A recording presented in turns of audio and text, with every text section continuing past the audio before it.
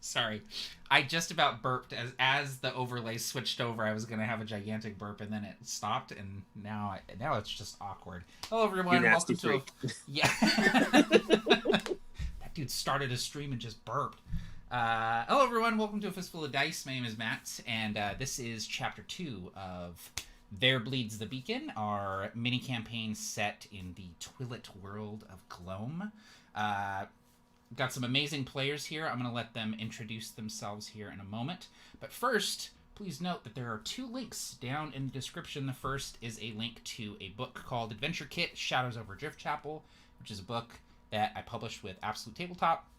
And it's got a bunch of the stuff that we're using tonight, a lot about the world of Gloam, and a cool thing in the back of the book called the Gloam Gazetter that has like all about the regions and places to explore and some cool generators and things like that. There's also a link down in the description where you can, I think there's a link down there where you can contact Lloyd, who created the overlays for this game, and he did a great job. So definitely procure his services if you have need for overlays. Thanks everyone for tuning in, for watching. I'm going to toss it to my players here and let them introduce themselves and briefly introduce their characters before we jump into tonight's game. Let's go ahead and start from left to right. Barker. Hi, everyone. I am Barker, and I am playing Michele, who, I don't know, we'll figure it out. That about sums up her character, absolutely. I also just realized that my microphone was formerly about 15 feet away from me, so I might be a little bit louder right now. So, Jeff, go ahead. Yes, I'm Jeff. I am playing Lutra, who is a bit of a magic user, as we found out towards the end of last session. So excited to see how this mystery continues to unfold. Tealah, go ahead. Hi, I'm Tealah. I am playing Tippet Baitwell, halfling, archer, fisherfolk, long lifetime resident of Driftchapel who has absolutely had it. Lloyd. Hello, I'm Lloyd. I'm playing Rufus, who is a dwarf guy that fights. He's tired and old, but he's going on the quest nonetheless. He's got 52 hit points, so 52 of those bad boys. Yep. 52. Taylor, go ahead. Hi, I'm Taylor. I'm playing. Her name, I'm like staring at it, like, where was the emphasis? It's been too long. Rheviadis. We'll figure it out as we go, I guess. At least Michele knows her name. And she's an elven swashbuckler sailor who has seen it all at least once. Awesome. Aaron, go ahead. Hello, I'm Aaron. I am playing the Thief-Taker Oramel Spalding.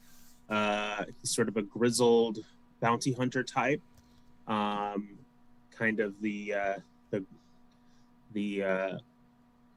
lending his more veteran and investigative traits to the beginning of this manhunt. So looking forward to continuing to explore this setting. And with that, we'll go ahead and roll into tonight's game. No, wait! Recap first. We're going to recap very quickly last session, and then we'll roll into tonight's game. So previously on There Bleeds the Beacon, the Baroness Yesenia Foxglove, the ruler of the Dominion of Strand, where Driftchapel is located, assembled a group of mercenaries in order to hunt down a helmsman by the name of Reed, whose ship, the Magdalena, had apparently sighted a formerly lost lighthouse known as Last Light. Last Light, sort of an important fixture in the history of the Five Dominions. It was an early research station that was sort of devoted to studying this, at that time, this new phenomenon known as the Gloam. but all of the findings and such, the devices and the things that this team were using was all lost when the lighthouse was consumed by the Gloam and disappeared. But this helmsman, Reed, is apparently the only person alive who knows how to find this lighthouse, and so a manhunt began. Also, sort of tagging along with this band of mercenaries, a strange, eccentric woman named Michele with an affinity for spiders showed up, but was happily sort of folded into the group because the Baroness thought she sounded interesting.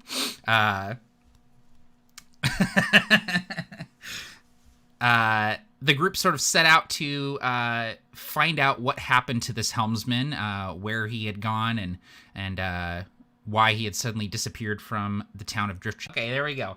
Hello, everyone. Hopefully we're back. It looks like we are as of now. Sorry about that. My internet dropped. I'm just going to go ahead and continue the recap and pretend like nothing happened. So they went to the house of the captain of the Magdalena, and there they found a soldier of Thurland who appeared to have been melted by some sort of alchemical weapon. They also there saw written on the wall these lyrics of a sea shanty, of which Tippet was familiar, that talks about a bleeding beacon and the Gloam and all of this kinds of stuff.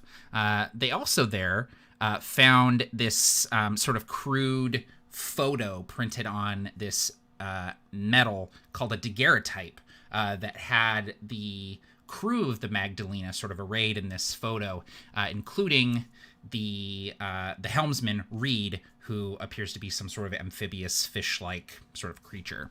From there, Lutra summoned a pair of mastiffs using a magical book of some kind that she tore a page from, and these mastiffs were able to sort of catch the trail of, if not Reed, then at least someone connected to Reed, and they set off on their manhunt. Before the session ended, we caught a glimpse of a sinister-looking figure on a rooftop watching the group with a raven-styled mask and a hood and a cloak, and definitely seemed to be up to no good. And that is where we left them last time. So, internet willing, let's roll into the session here.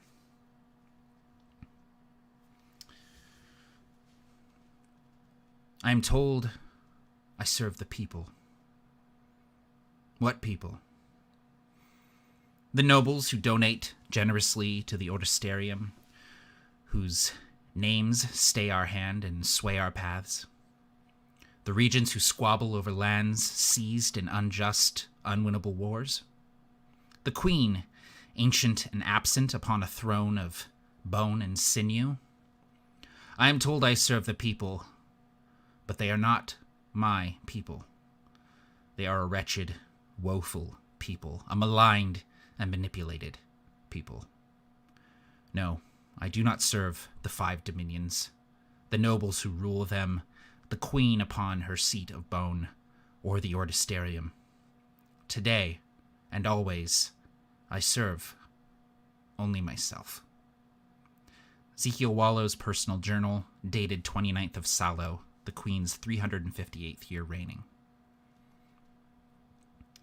We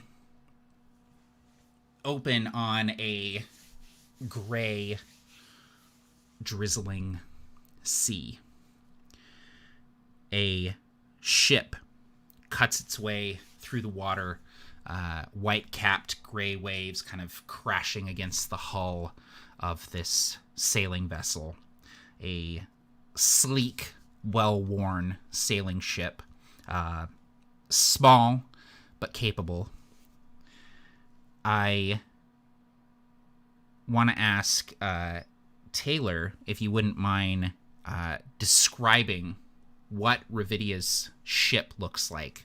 Just a couple things, maybe if there's a figurehead, what color the sails are, if there's any distinguishing marks or features about this ship.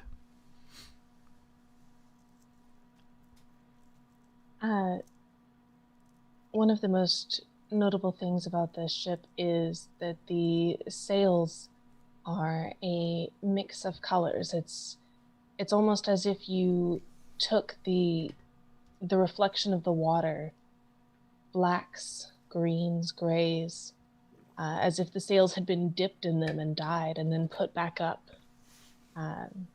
It's a way of hiding when you don't want to be seen, and it's a way of finding your ship when you're a long ways off. Awesome. So we see these motley sort of sails, these strange colored sails, as the ship cuts its way through the water. And on the prow of this ship, we see two huge dogs, these mastiffs, that are sort of standing at the prow, their tails wagging, their noses to the wind, sort of pointing, each of them, toward this coastline.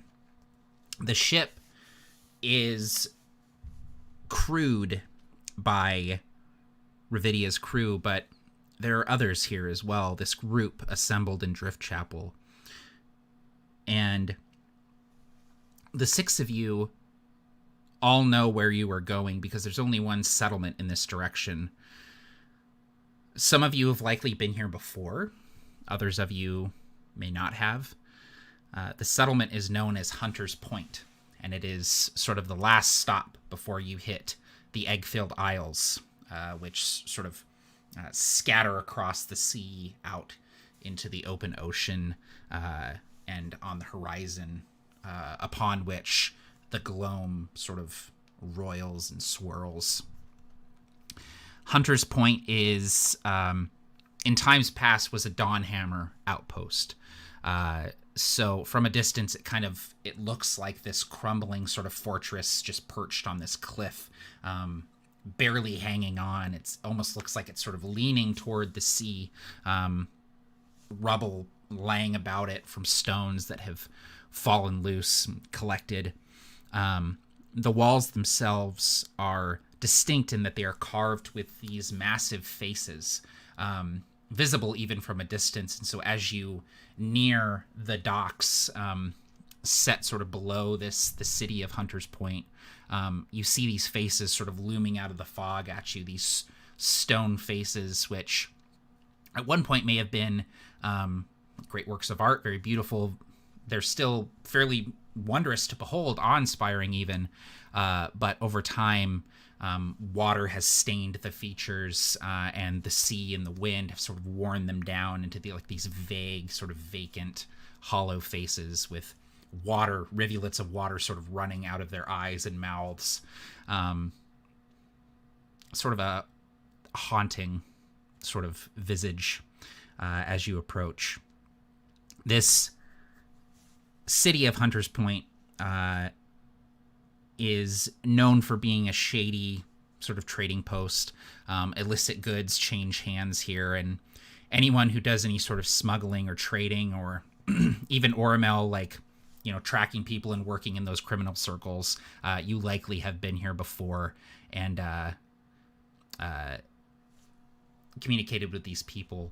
The town itself is run by a faction known as the Feathers, which are almost exclusively courtesans. And these courtesans are, in addition to being courtesans, are also information brokers, spies, people who tend to kind of pull strings behind the scenes in the politics of the region.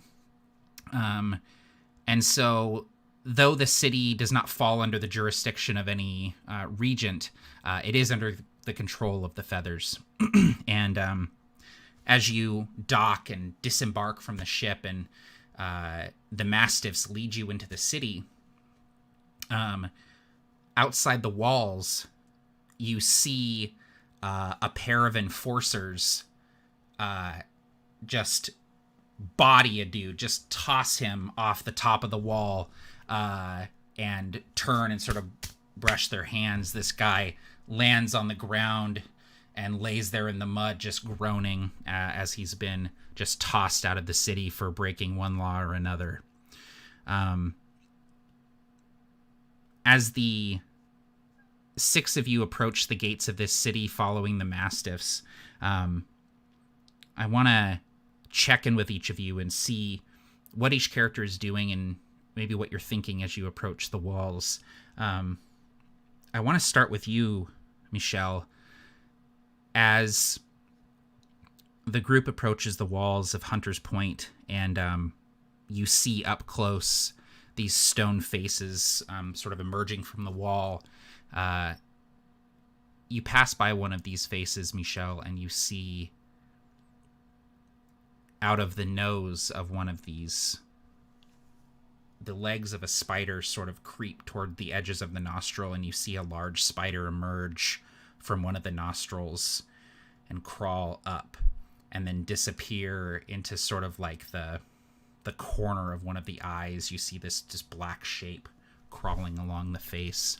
What do we see when we look at Michele here, and what might be going through her head? She puts her hand to her face, to her nose, and then to her eye. And she's going to... How far is the face from her?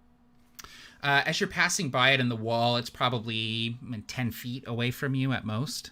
Mm-hmm. Spiders usually come to her. She walks over to the stone face and kind of peeks up the nostril that the spider went in. Do you want to tell me what happens, or do you want me to be weird? Be weird, please. Do you want to be weird, or do you... No, you be weird. I don't know. I've got plenty of weird lined up here, so you go for it. There's she looks up the left nostril and she what does it mean? What does it mean? What does it mean? What does it mean? What does it mean? What does it mean? What does it mean? What does it mean? What does it mean? And she kind of reaches up a little bit, and like she doesn't see the spider anymore, so she scrapes some of the inside of the nostril and she like licks it. She like puts her fingers in her mouth and goes and almost gets sick. What does it mean? And then she looks up the right nostril, and this massive black scorpion just kind of lurches out at her, and she smashes it with her fist over and over and over and over again. And she looks at her hand afterwards, just covered in scorpion, and then looks up, and there's this bright, a large, almost a churring ribbit sort of bird call, and the huge raven flies over. And she looks at her hand, and she looks at the face, and she realizes that she accidentally killed the spider. There was no scorpion at all.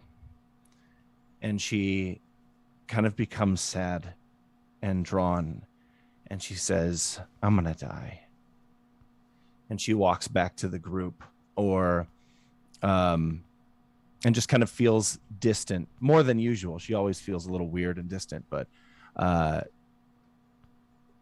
she just draws herself even further away.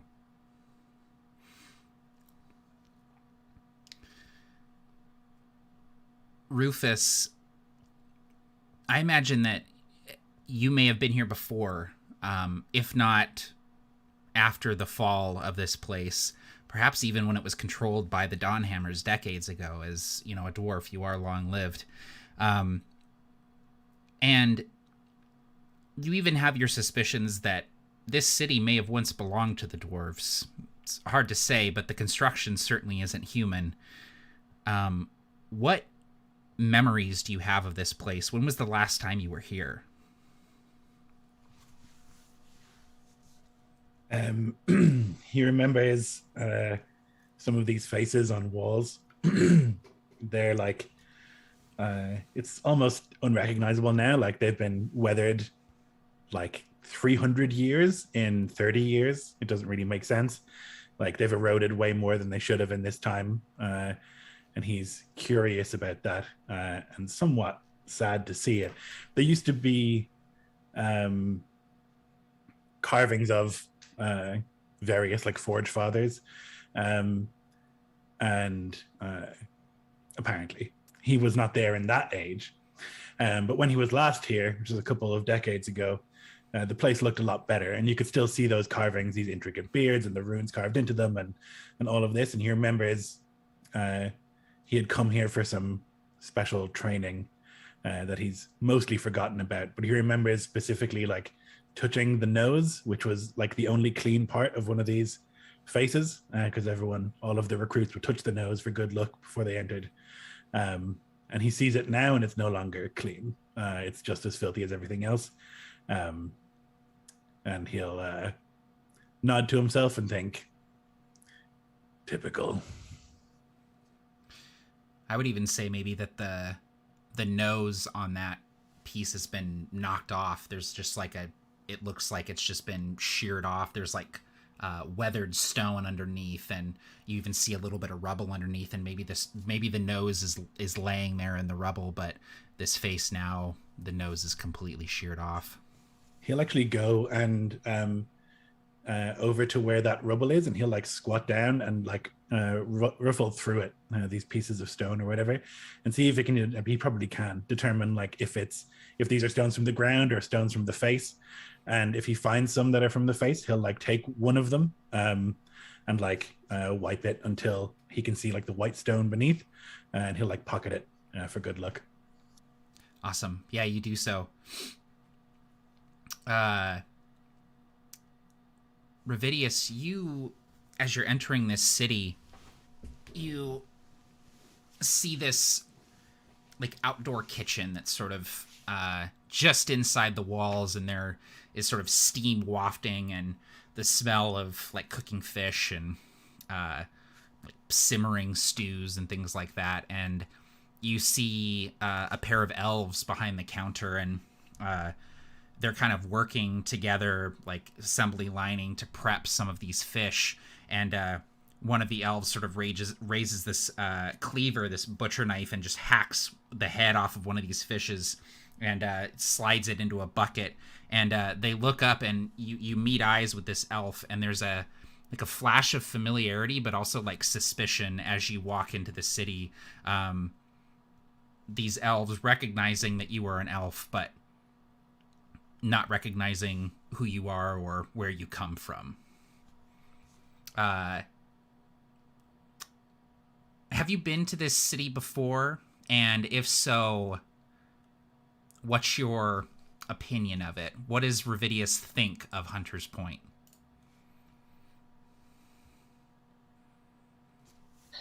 She's been here before.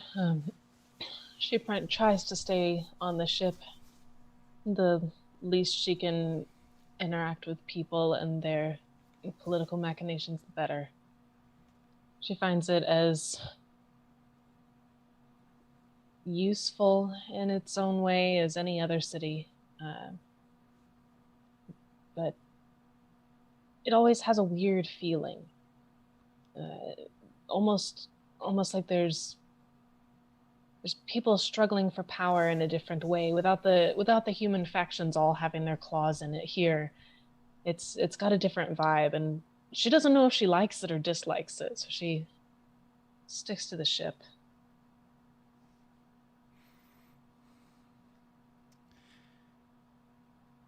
Oramel, as you're... Oh. You're muted. I'm muted. Oramel, as you're walking into this city and sort of taking in the sights around you, you actually kind of like look down an alley, often find your eyes just straying to alleyways, as that's often where attacks come from or where people hide. And you see a group of youths, some teenagers, who are playing some sort of game in this alleyway. And they look up, and one of them, the largest, makes eye contact with you, and you hear with your keen ears, you hear him say, "It's a fucking thief-taker. Let's get out of here." And they start kind of like grabbing their stuff and making to leave. What game are they playing, and why is it something you're familiar with?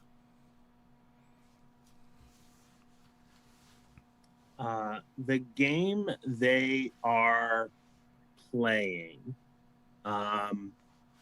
is, let's see.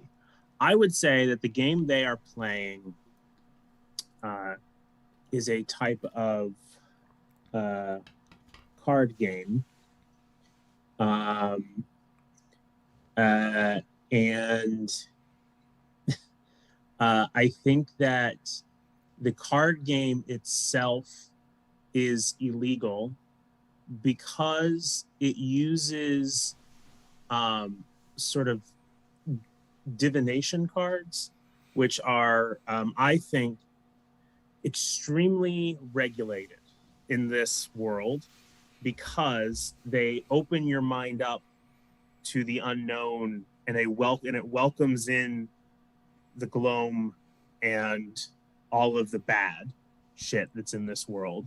And it's a game that has high stakes, but like the longer that you like peer into these cards, the more it creates the possibility of problems.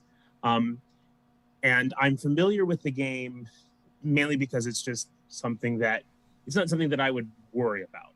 It's not. I'm not gonna like. I'm never going to be called in to find like a kid who has to like or anybody who's like playing these cards. But I did have to insert myself into a sort of high stakes game of high stakes sort of tournament of this game in order to track down one of its players and take them in.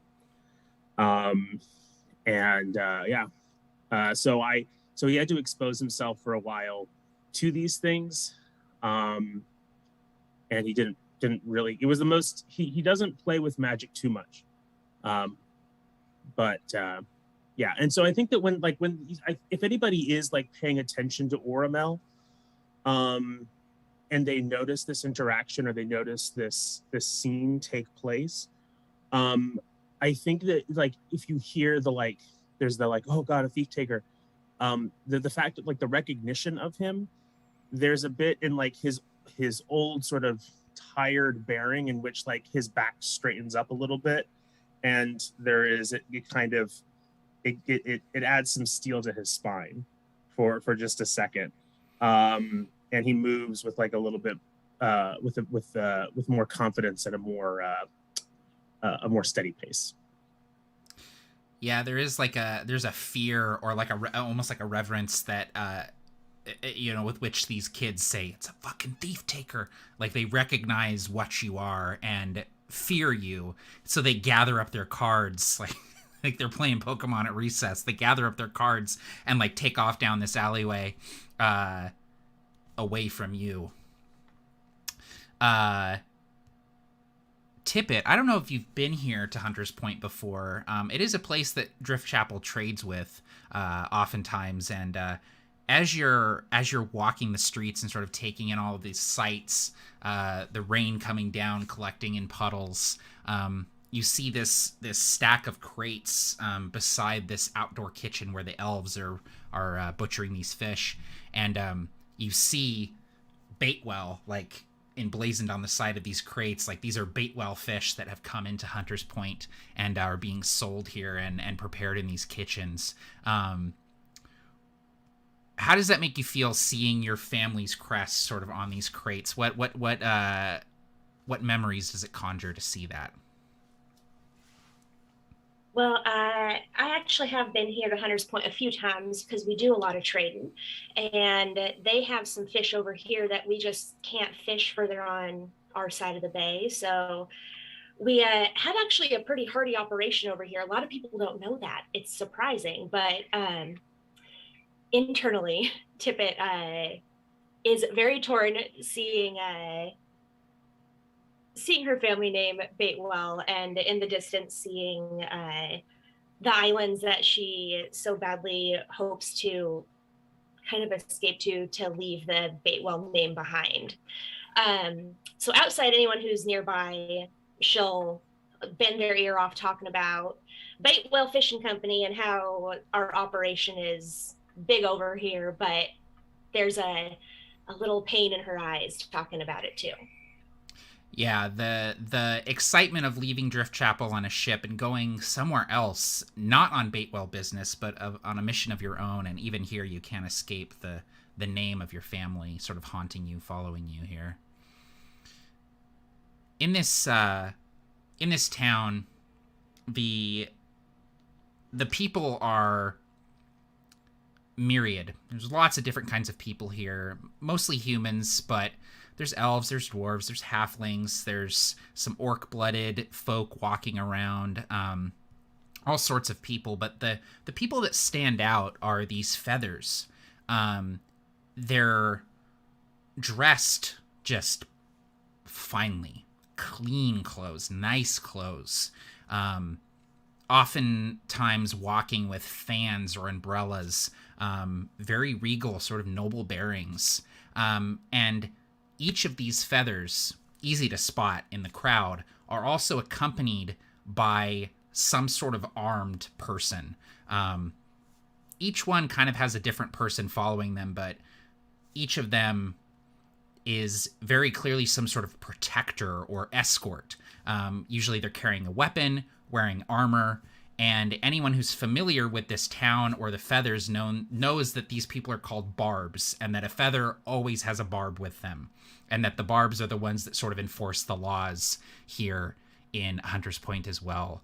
As you're walking down the street, Lutra, you actually recognize one of these feathers, as well as their barb, as they're walking down the street. How do you know this person? They're clearly of elven blood, but maybe a half-elf. There's some human qualities to their features. They're very lithe, and they're walking with this kind of ethereal grace, and the person behind them, their barb, is sort of this heavily armed and armored man who's keeping his distance, but very clearly keeping an eye on this feather as well. So who is this person, Lutra, and how do you know them? It might surprise Lutra to see this person, because the last time she saw them, it wasn't necessarily in this station. Not that they weren't doing this at the time, but it was not in this context that she met them. I imagine it would have been on like what to her would just seem like routine side work. But the sort of job where, you know, the person who's paying you isn't telling you something about why you're doing what you're doing. They just give you the money and tell you to do the thing. And then suddenly seeing this woman here, something kind of clicks in her brain of like, oh, it was probably whatever I was doing was probably to this person's benefit or to the person above them's benefit, or so on down the line. So it would be kind of a surprise that would come across Lutra's face to see this person here in what to her would be a like radically different context and appearance than before. And I'm just like amateur hour over here with the mute button. This person, what is their name, if you don't mind telling me? I can also come up with one if you want me to. I don't have anything like immediately on hand. Let's say their name is Ellie. Perfect. Ellie Alloway. So Ellie recognizes you too, Lutra, and there's kind of this this drop like in their like sort of graceful countenance. They kind of like look over you and do almost like a comical sort of double take where it's like look, see, and then like bloop, and she'll kind of approach with this quizzical look and say, Lutra, yes? Yes, it's been some time. Curious to see you again. She'll say with the implied like this.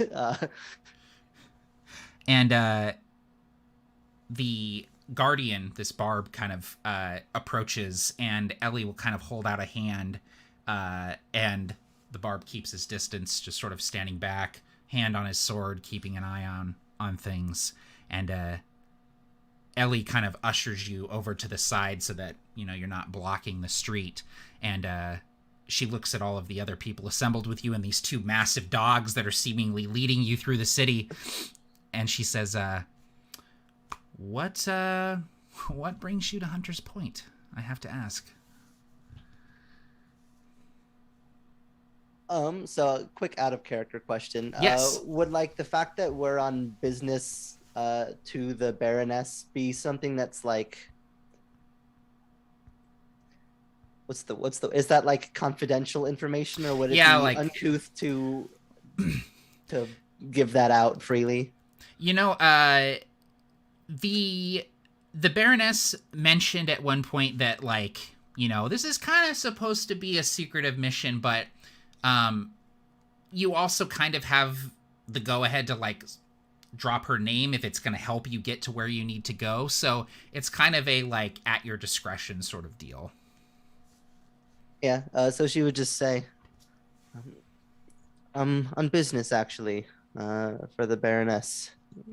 I'm sure you understand that not much more can be said. Information, of course, being what it is.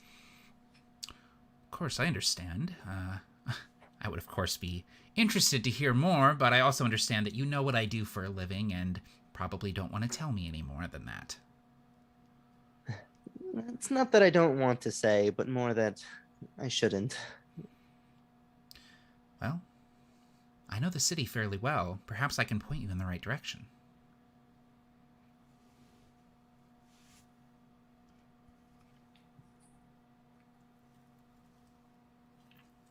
I'm trying to think. I don't know how much to say. I'm trying to figure out. She kind of looks to the others too, sort of inviting everyone to join in if they want to. She'll kind of give Lutra will give a glance back to the others, just with a raised eyebrow, should I tell her where we're trying to go, and just see if anyone gives the nod. Well, pardon me, I did not catch your name. Ellie Alloway. Ellie Alloway. It's not so much of a where as a who. We are still on the track of somebody. We're on the trail of somebody that is who has information for us, and our search has brought us here to Hunter's Point. Though I understand that your profession requires discretion, as a thief-taker, I know that information is a subtle currency of this town. So we are in the search of one named Reed, somebody who came in from Driftchapel not long ago, maybe a bit harried. It looks like this. She says, I don't know the name Reed. And she would nod to Rheviadis and say, but there was a bloke like that who came through a couple of days ago. Any idea where he went? Now that is the currency of which your thief-taking friend here spoke. How would actual currency sound? Oh, fine, I guess. And I suppose this might not be completely new to this person, but Lutra will once again pull out the book, the same one that she did before, flip a couple pages through it. And on this page, there's a myriad of different gemstones, sapphires and rubies, and emeralds in the variety. And she'll rip off a corner that has one of these stones on it, a ruby, we'll say, and she'll crumple up that corner like before, and like drop the crumpled paper into her hand with more weight suddenly inside of it than a piece of paper would have otherwise. And there will be a gem. Oramel is gobsmacked by the absolute lack of understanding of negotiation of prices of information. Right. This is Oramel does. If there was any sort of a stiff confidence that he brought into this, he is now just reeling as he has to lean against a barrel. His entire worldview just upheaved. Just there's a moment where Ellie is kind of like, "You're gonna give me a piece of paper," and then as she takes it in her hand, she kind of goes, "Always full of surprises, you are, Lutra." Very well. I can at least point you in the direction. The person of which you speak, or at least someone like him, was seen in the company of 6 Thurland soldiers. They were here 2 days ago, and they visited a pawn shop on Main Street called the Trade and Tackle. Before, they left in quite a hurry. Are you familiar with the proprietor of this shop? He's a good fellow, a friend of mine. Goes by the name Goodwin. He, too, accepts many forms of currency and sells many odd and somewhat illicit items. And I assume after the departure of these Thurland soldiers that he and his shop are still intact? As far as I know. We do our best to protect our own here in Hunter's Point. And she kind of like looks back at her Barb, who's sitting there like with his hand on his sword, just like watching everyone who passes by.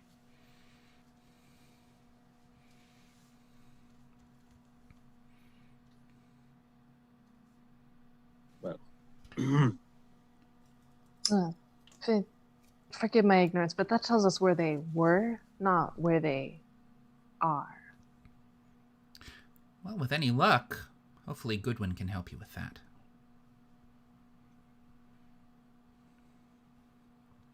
Thank you. Lutra will say, completely oblivious to the fact that she's like radically overpaid this person. She's like tipped her Uber driver like $200 basically for her dinner. And we'll just like look to the others like, yep, we've done it. This was successful. Ellie nods to all of you and says, "If you'll excuse me, I have business to attend to. Herschel." She like waves, and her Barb sort of head off down the street towards the front gates of the city, leaving the 6 of you and these 2 mastiffs sort of in this little alcove sort of off the main strip.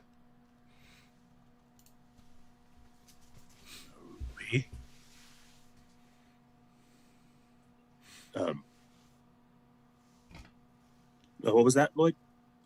He just is muttering under his breath, "A ruby?" Like he can't believe that so much was paid for so little. Lutra, we must discuss your how you value currency. What about it? A fine gemstone for some very, very basic information was quite much of overkill. You got swindled. Oh, do you want one? I have a couple more. For me, I would encourage you to keep your pages in that book. I those real? Do they stay? Yeah. Damn. These mastiffs are still with us, correct? Yes. I just gesture over to them.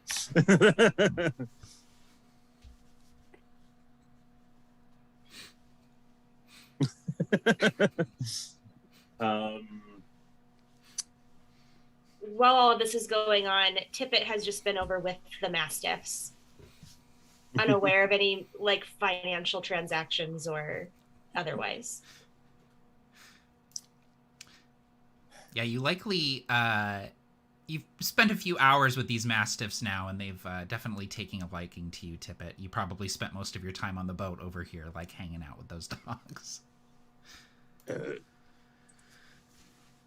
Mistress Baitwell. Yeah. Yep. Sorry. You are from a mercantile background, from what I remember.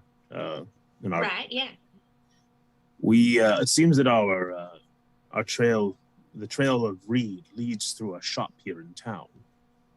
Your ability to speak to and negotiate with a business person might come in handy. Oh, right. Shit.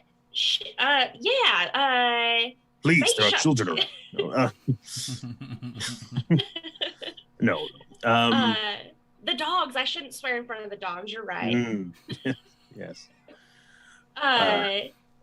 Well, right. I mean, I overheard a little something about a bait shop back there. Is it actually a bait shop, or those feathers sometimes use funny words for things when they mean something else? It's. I believe it is a sort of second-hand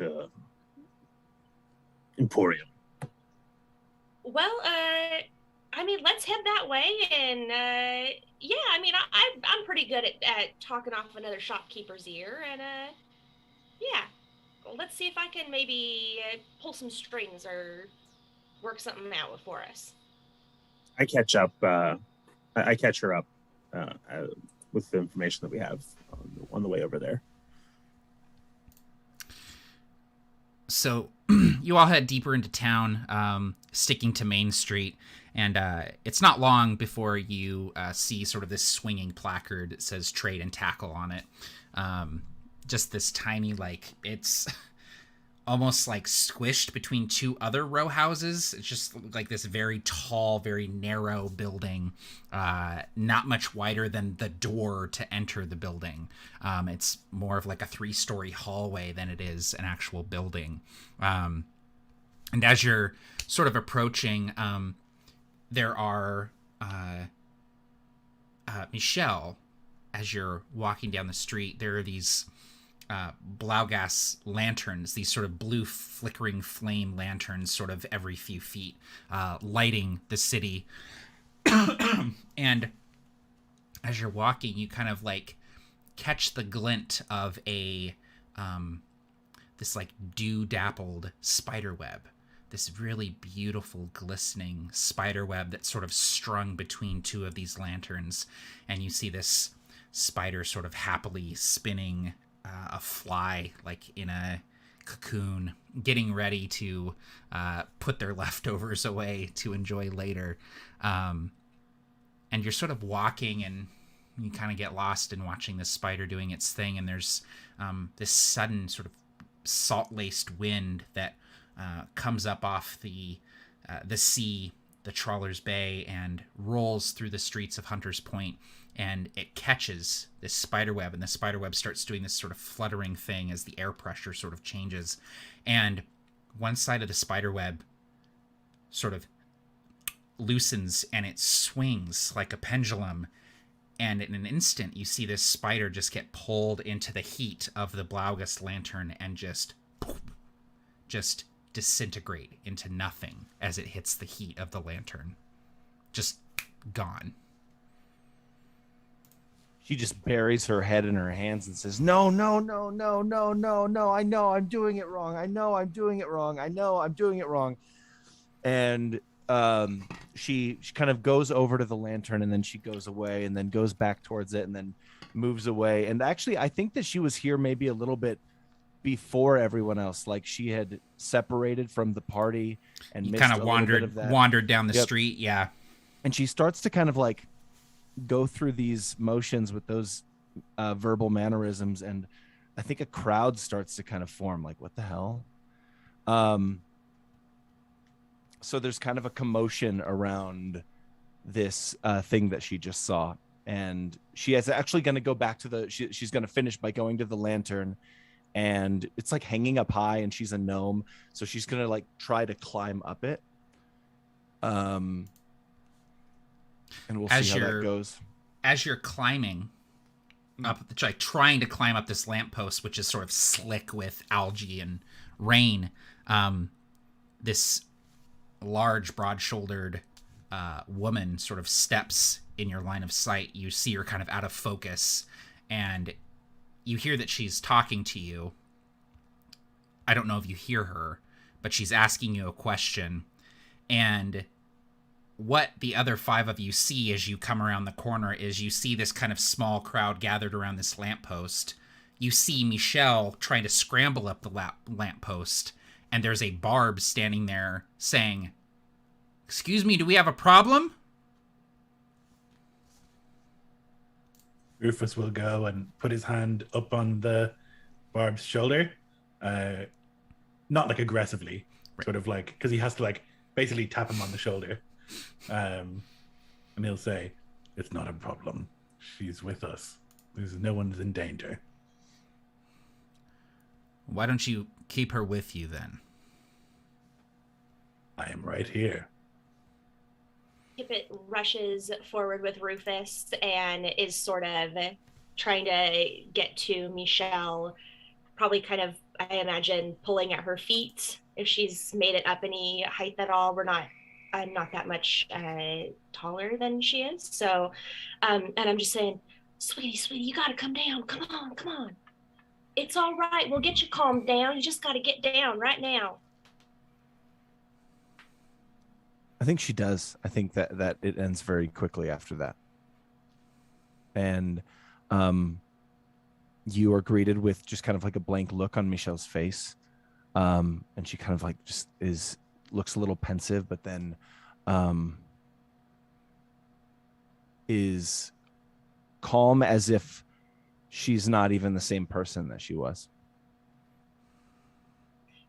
Tippet will just kind of put my arm tentatively around her. I'll look at Michele's face to make sure it's okay that I am going to touch her, and just sort of try to get her away from the barb.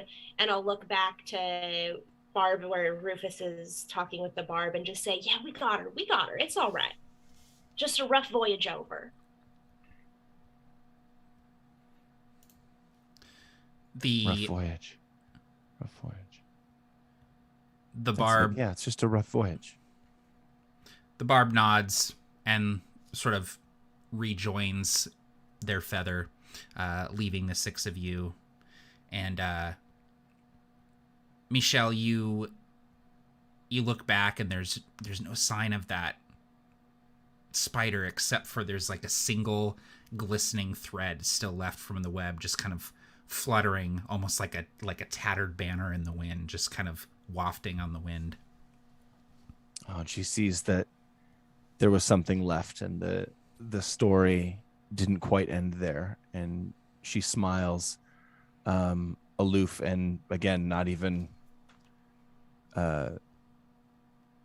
completely unlike she was earlier.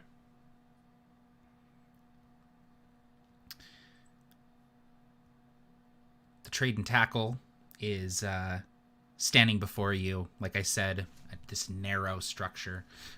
Do all of you go in? Do only a few of you go in? How do you want to proceed?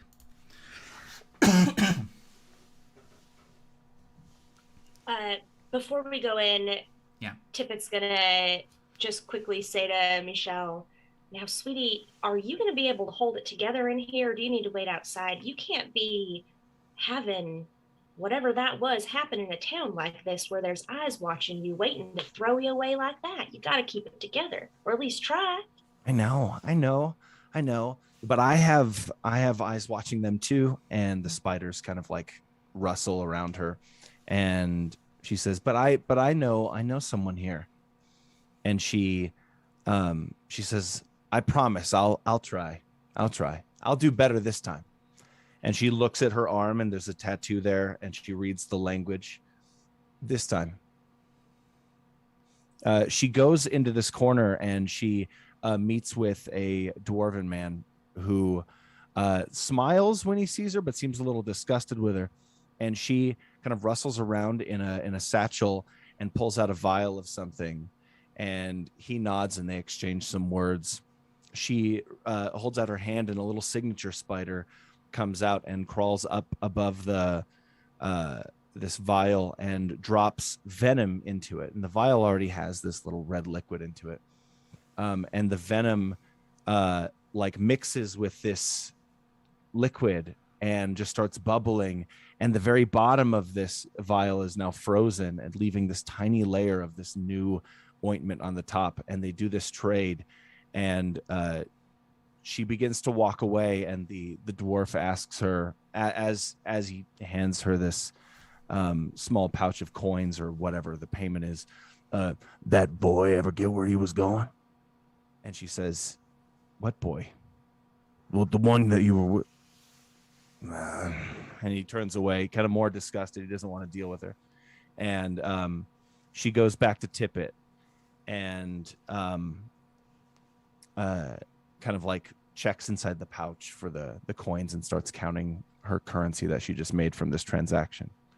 She seems ready to go. Okay, let me put this in some terms that you, little spider weirdo, can understand. Your spiders have to stay on the webs, right? Okay? Wear your web. Don't walk away. Okay?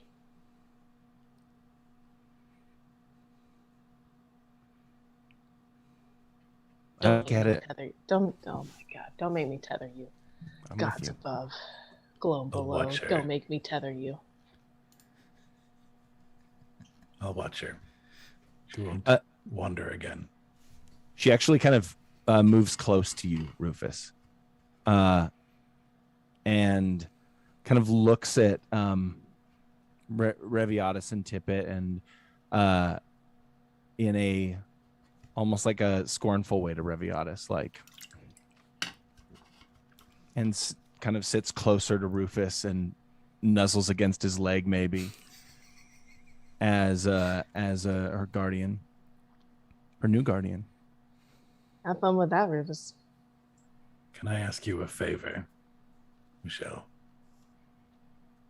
She looks up at the one person who believed her when she told everyone about her dream. I am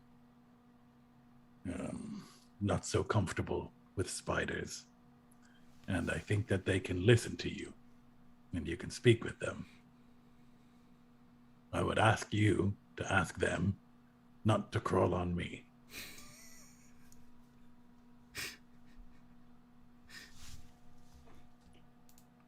She smiles and nods, and you know immediately that the will has been done. Thank you.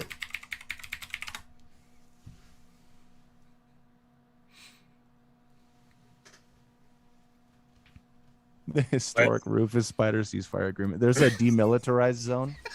Right. Well, no.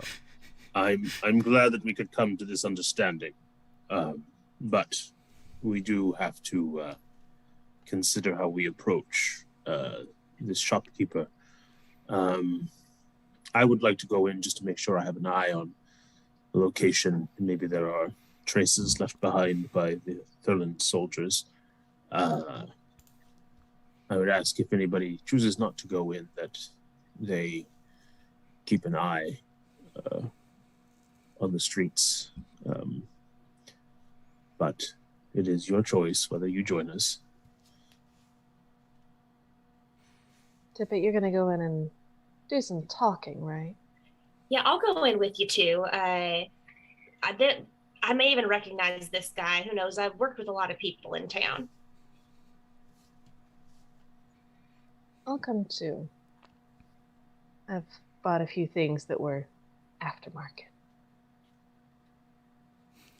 I'm not quite the veterans of this sort of thing that you guys are, but I have decent eyes and decent intuition. Might come in handy.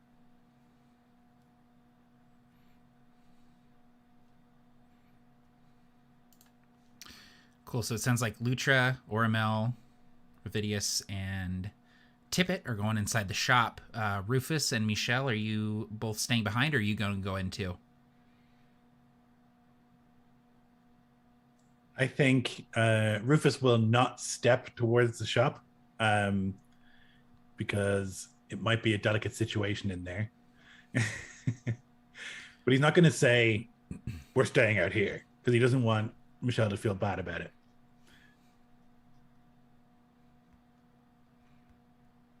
Michele is going wherever Rufus goes, and she looks up to him and says, "Do you want good breath for the rest of the day?"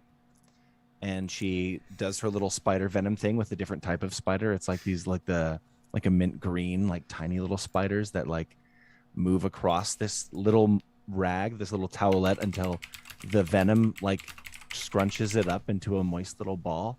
And she hands it to you, just little moist little ball. And she says, "That'll all day. Tomorrow it will be terrible, but all day today."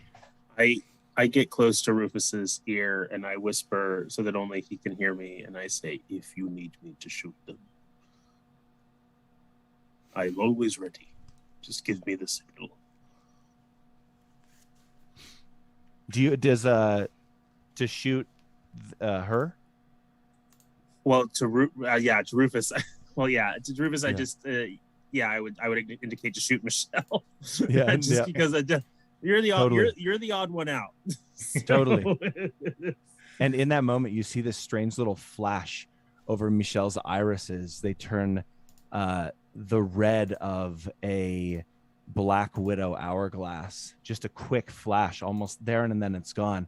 And then every spider that's on her looking at you, in surrounding that moment, you see all their dozens of eyes, red flashes, and then they're gone, all in one motion.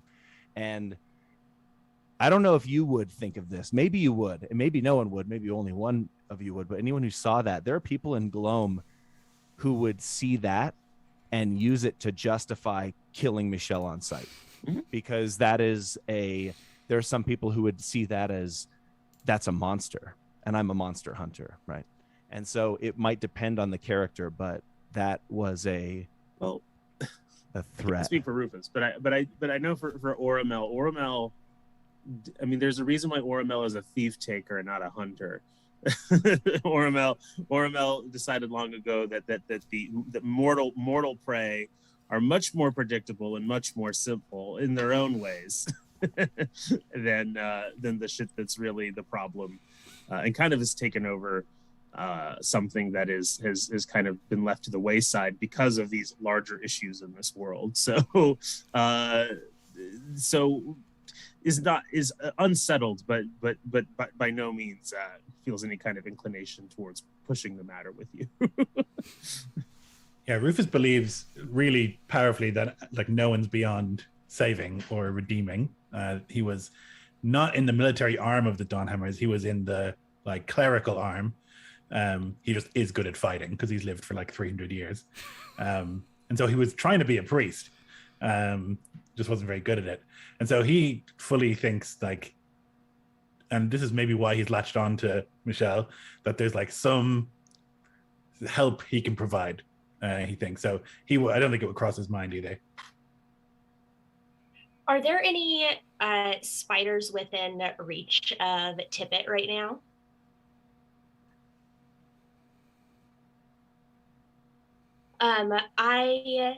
After we see that flash happen, I'm just going to reach out and touch one of Michele's spiders and cast Speak with Animals.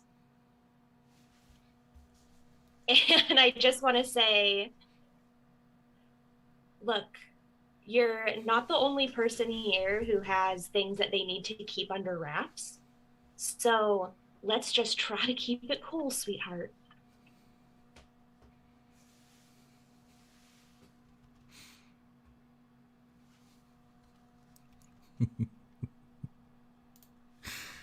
I love it. So, go ahead. I don't know, a noticeable calm, I think.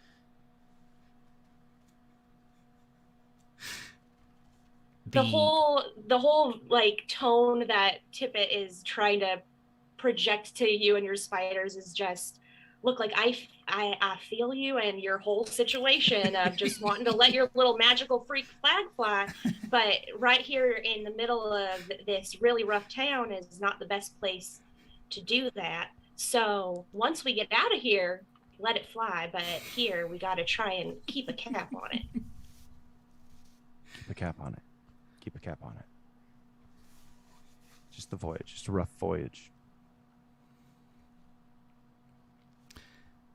Inside the trade and tackle, there's an odd smell. It's kind of it's not unpleasant, but it's definitely stale. There's like a mildewy kind of undertone to it. It smells like dust, but it also smells like salt water, like fish, like the sea. Like there's this kind of stale, low tide kind of smell. It might actually be comforting to you, Tippet. I don't know, but there's this sort of narrow, like I said, just pretty much a corridor as you walk in, and there are these like shelves that are just laden with just crap, just like random bits of metal and little trinkets and pieces of stone that have fallen off the wall, and there are scrolls and books, and it's like that if you've ever been to like a thrift store, there's always like that one shelf that's just like, I don't know, they just throw it there, and there's like mugs and like a VCR. Like that's basically what you've walked into. And at the end of this corridor, there's this this half-orc man who barely fits in the corridor. He's like shoulder to shoulder against the wall, and he's standing behind this counter, and he's so tall that he's like kind of scrunched down, and he has these little glasses on the end of his nose, and he's like sorting something on the counter, and he says, "Be with you in a moment. Feel free to look around."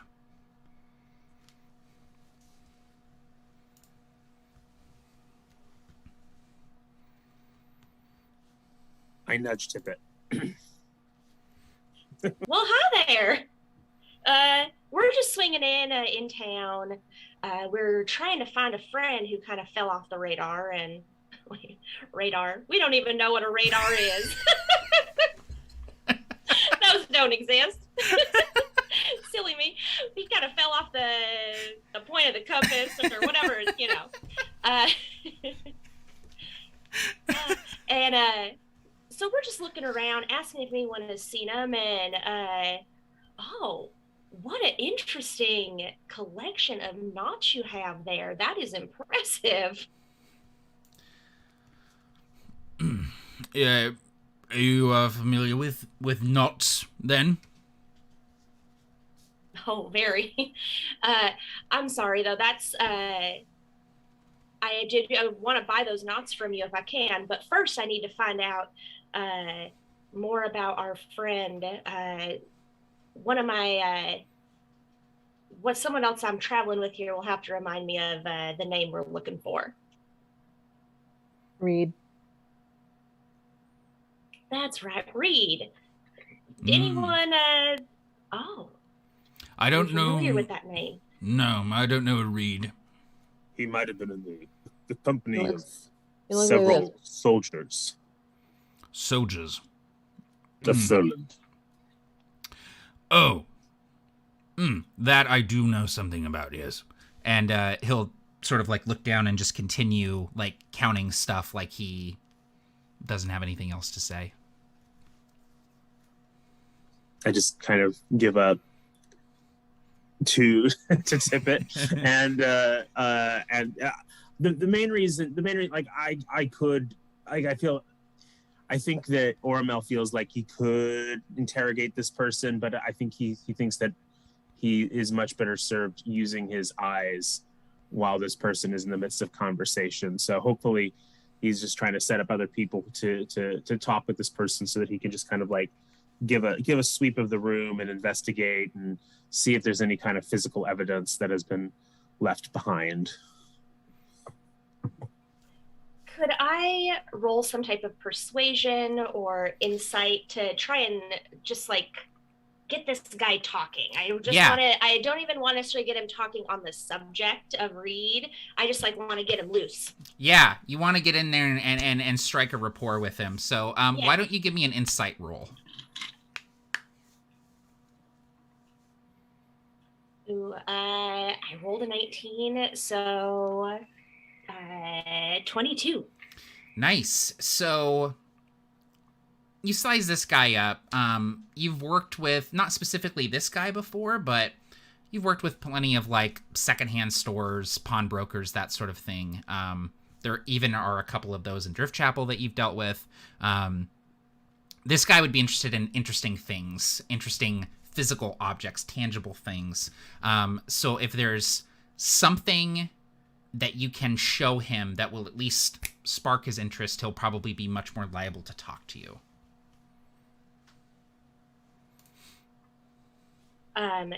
Considering that, I'm gonna give him a beat there to finish whatever he's doing and kind of try to huddle with Michele and Rufus and Lutra in particular, anyone else who's around, and just be like, we gotta come up with something to try and get this guy's attention. I don't think that any of my fishing knots are going to do it because he already has them on the wall. So I'm going to need something interesting from someone else, like a shiny or something really cool. My book also has less expensive things. Rubies. I'm not supposed to turn to those pages right now, I've been told. You're so weird. She'll just nod. Like, but yeah, she'll offer up. Basically, there's also just like trinkets and stuff in her book of fancy objects. So I'm sure he might be interested in a page or two from that. But she'll offer up to anyone else if they have something more on hand and available.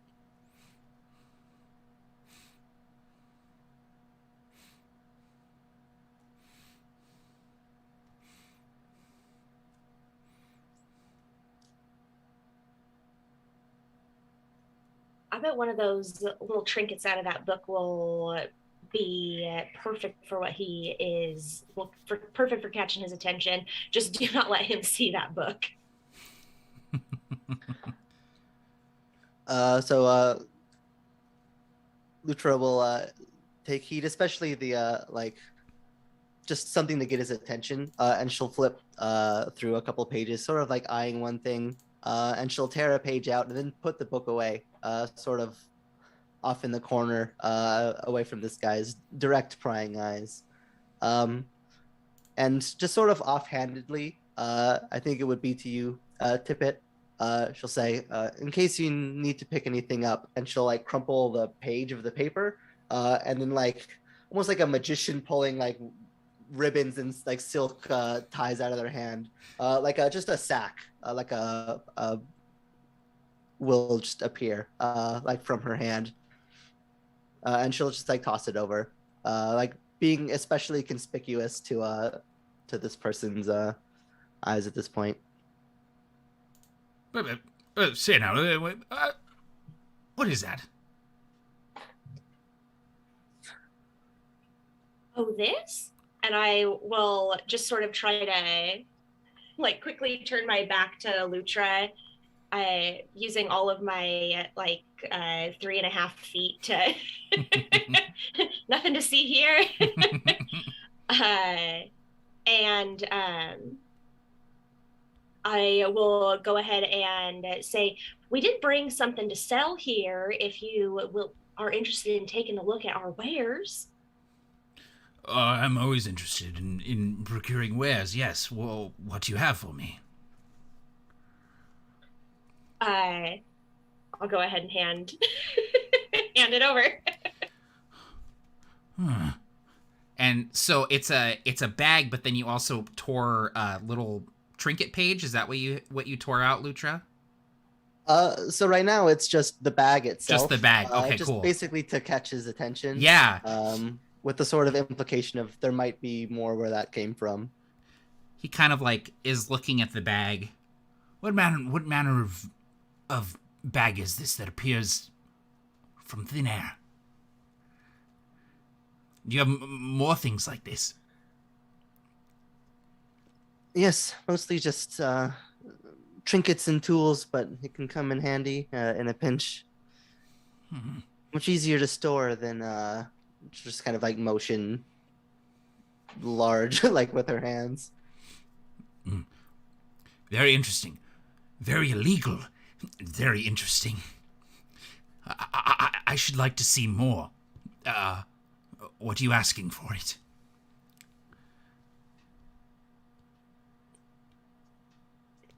Lutra will look over to the negotiator to talk terms. The soldiers you asked about.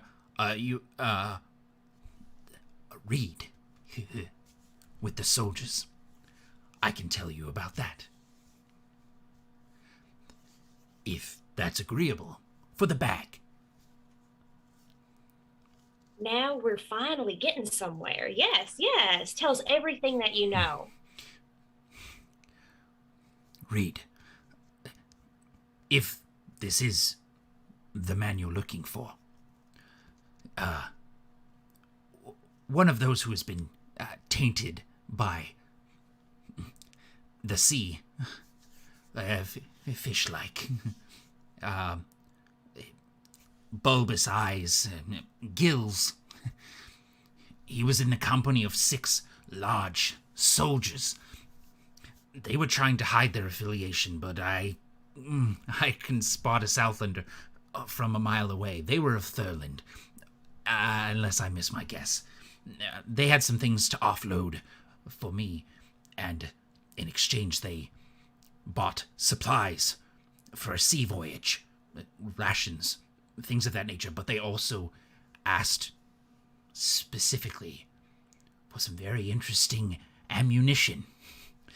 And he kind of like goes under the counter and he brings out this wooden sort of like a small trunk, and he sets it on the counter, and there's like this weight, and you can tell that it's like full of iron. And he lifts up the box and he says, "Glyph shot.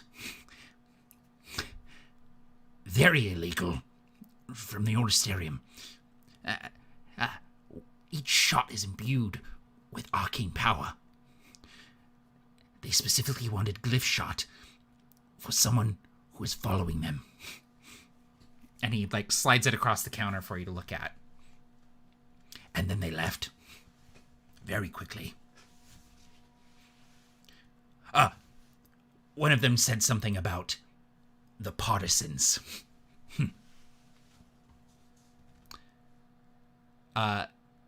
Anyone can make an Arcana check, but Lutra, you specifically know that partisans are the secret police of the Orstarium.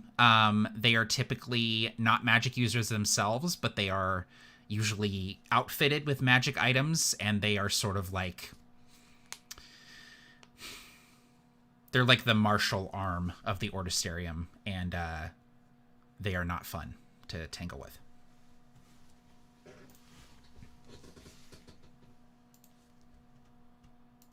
And are these the people that they were being followed by, or a third party? They only mentioned the partisans. And one of them said, "We're going to need a shitload of glyph shot."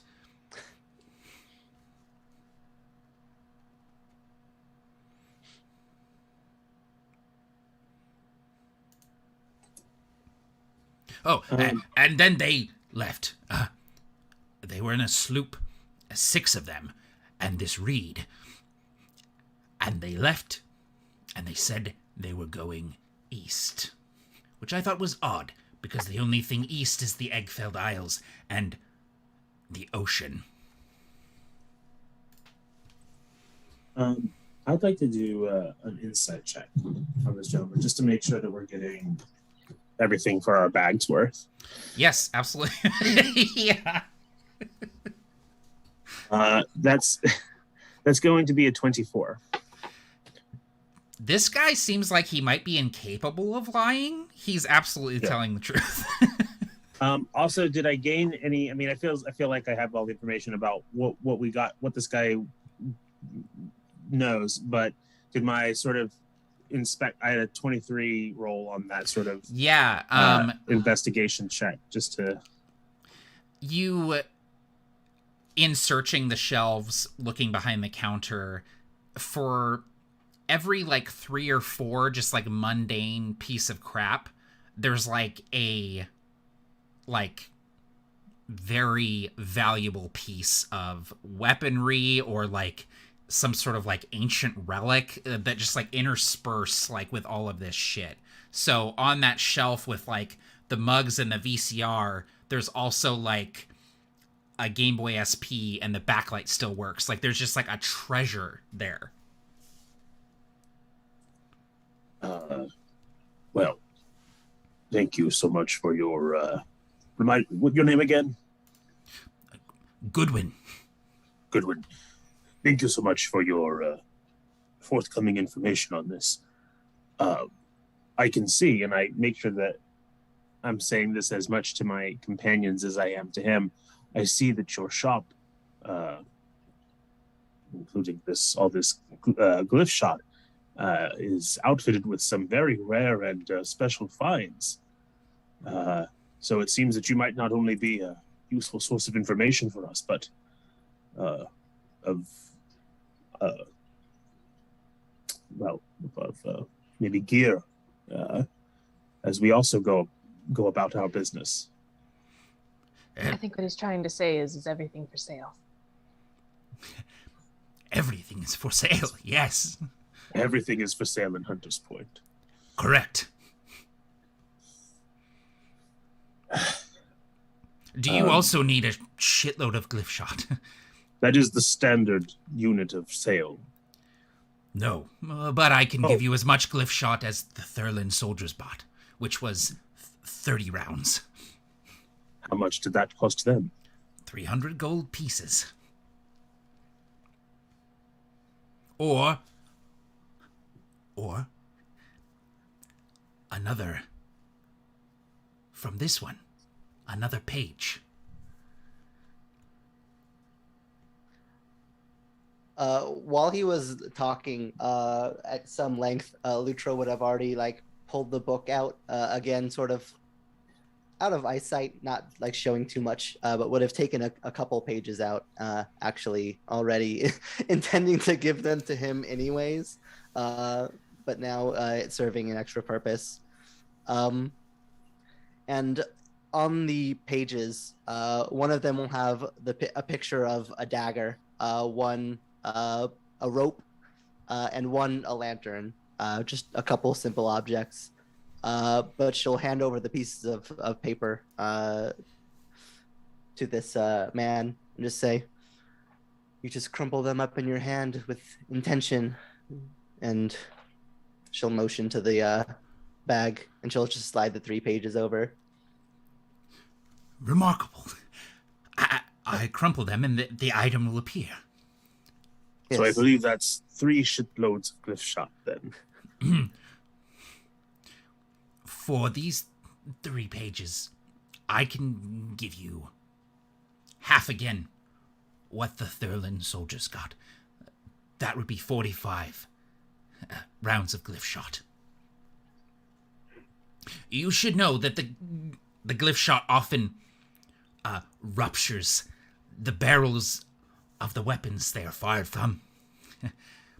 There's a reason they don't see widespread use. But when they do work extremely effective.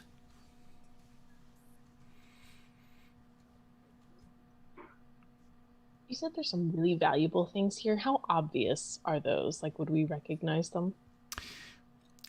It depends. They're not like super obvious in that they're not like displayed on like a pedestal, but like interspersed within the shit, there's like some obvious like things of value.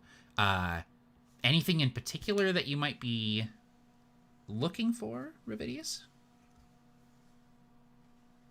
I'm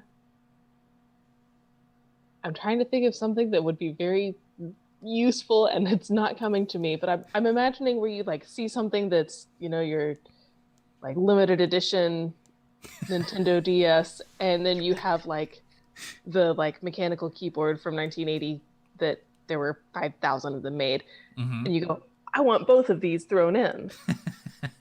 Okay, yeah. So Yes, Lloyd's had a good idea. Magic compass that works in the Gloam.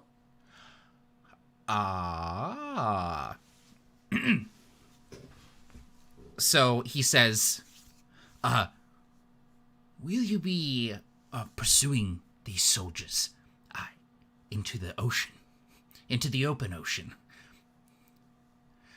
Yes. I have something that might be of use. Third shelf on the left, just to the right of the sack of moly potatoes, there's a small oblong piece of metal. That is an elven compass, said to work anywhere, even near the Gloam.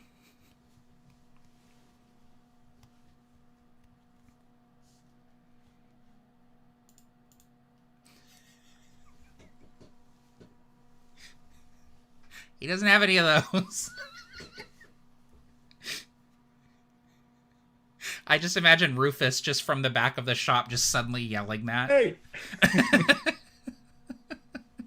Like really excited about the idea. Yeah. Walks out of the shop with a cart full of cannons and powder, and Yeah. there's like a whole new ship waiting. Lloyd knows how to play. Yeah. Get one page.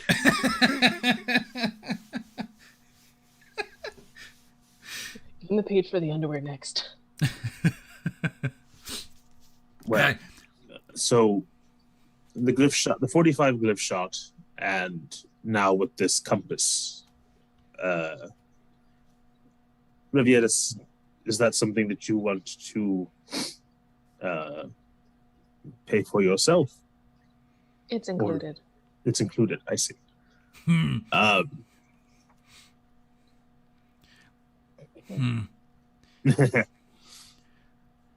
Very illegal, this glyph shot, hey? In certain areas, but not here in Hunter's Point. I pay my dues to the feathers. Mm-hmm. I'm going to do another investigation check to see if I can find something that's even too spicy for Hunter's Point. Maybe a pack of Demon Yu-Gi-Oh cards. The 5 pieces of Exodia are in a display case on the front counter. Blue Eyes White Cthulhu. Yeah. Here somewhere. That's a natural 20. You do a quick glance, and there is a figurine sort of nestled in between some other junk, and this figurine is kind of, it looks like an eye that is just in a nest of tentacles. And even as you sort of like look at it, it's sort of one of these like optical illusion things where it sort of looks like it's moving as you're looking at it, these sort of tentacles. And like this is very obviously like some sort of like profane relic sitting on this shelf, like just baking this guy's brain every day as he's standing next to it.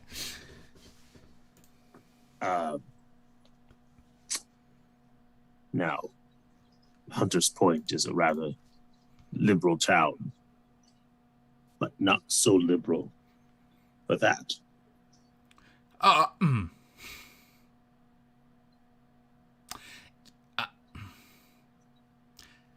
I just kind of like show my Thief-Taker insignia a little bit. Of course, the compass is, as she says, the compass is included with the glyph shot. But I get all 3 pages.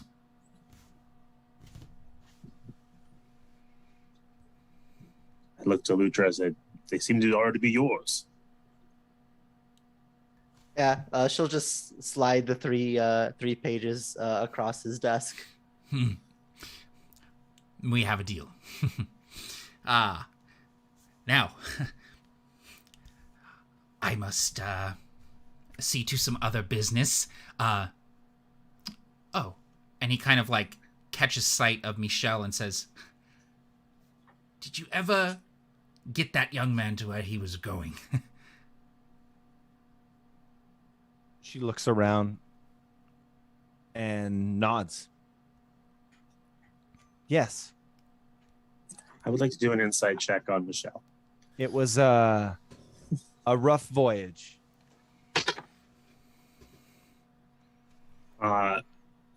19. She's not trying to hide anything. You would see that she's hiding. She's either lying about this information or she doesn't know it and she's faking the answer. You've watched her mannerisms enough to know that when she's caught off guard in a lie, she's really not good at it. It's she's too genuine. I let it pass, but I put it someplace in my old brain for later. And I say, what would I say? I would say, well, thank you for your business. I really would, beyond any legal ramifications, try to put some distance between yourself and that relic over there. And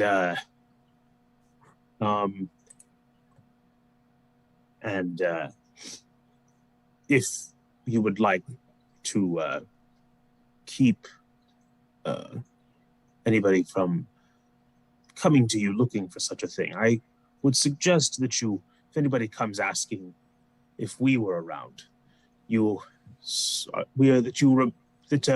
not quite as memorable as Thurland's soldiers. Yes? Certainly not.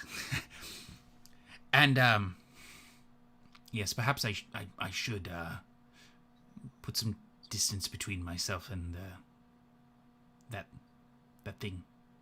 And he kind of like, his eyes just like glaze over and he's like staring at it just silently. Well, I think now is as good a time as any to depart. I'll be outside.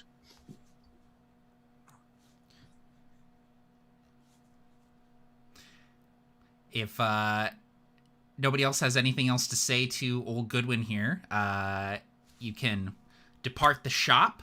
And I think this is where we'll take a quick break before we roll into the rest of the session here. So please stick around, everyone. We're just going to take a quick fiver here, and then we'll be back at it. I was like, what do I have to do here? Oh, right, the splash screen.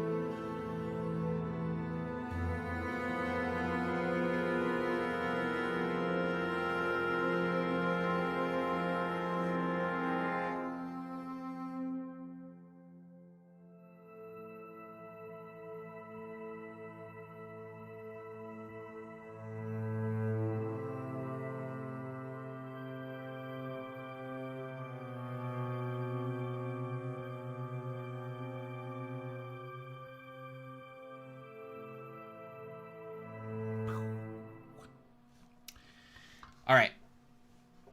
So, does anyone else have anything they want to do here in Hunter's Point before you get back on Rheviadis' ship and head east? Cool. Awesome. So, you leave Hunter's Point, leaving the sort of fortress city at your backs. The stone faces continuing to sort of leer outwards as you load up the ship and prepare to once again disembark, or embark rather. You head east and sail for another day or so, and you start to sail past these sort of these dozens of small scattered islands. Many of them have like abandoned little settlements and buildings sort of perched upon them. A few of them seem to have been at one point connected by bridges that have since collapsed and fallen into the sea. The further east you go, the more dilapidated and deserted this coast becomes. Rheviadis, you've likely sailed around the Eggfeld Isles. There are settlements out here that pay well for trade and need food and medicine and things like that, and so there is, goods that can be ferried, but for the most part, it's fairly dangerous, unpredictable waters to sail. But despite that, the voyage passes uneventfully, save for a few storms that roll past, dumping rain, just buckets of rain on the deck of the ship. And after a day and a half of sailing, you all see on the horizon, on one of these islands, there is a temple, this huge stone structure that was at probably one point a incredibly beautiful piece of architecture. But even from a distance, you can see just how worn away and eroded it has been in the last few decades with the presence of the Gloam and these just storms that have just racked against the walls of this place. The ceiling is collapsed in at points. The structures built around this massive temple some of them are collapsed in on themselves. There's wooden buildings that are little more than like skeletal frameworks, all that remains. And some of you would know the name of this place, Rook's Gate, the last bastion before the open ocean, before the devouring horizon here. This temple is silhouetted against the inky blackness of the gloam in the distance, roiling on the horizon. And as you get within sort of eye shot of this temple, you see that there is a ship docked here. The sails are rolled and what's it called when you roll the sails up? I played Sea of Thieves, but I can't remember. The sails are furled. The sails are furled because you unfurl the sails. Got it. The hatches are battened. The anchor is dropped. This ship is bobbing lazily in the water on sort of this dilapidated dock jutting out into the sea. And there appears to be light flickering in some of the windows of this temple as well. You've seen some other ships, but this is likely the ship that you are looking for, docked here on the last bastion. How do you approach Rheviadis? Do you make any special orders, or do you just gun it for the island?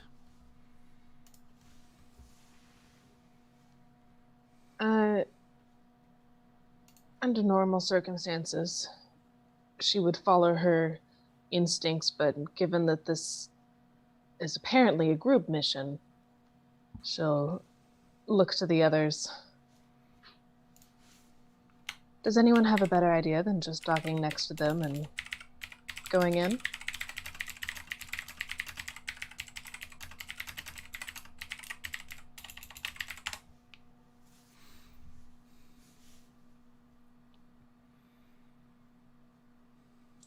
Rufus does not. He's not a great sailor. He doesn't really understand how any of it works. And it's the only thing he can think of is to go right to them and deal with them. We could try and go around the backside of the island, but it would take more time. I defer to your knowledge on such matters.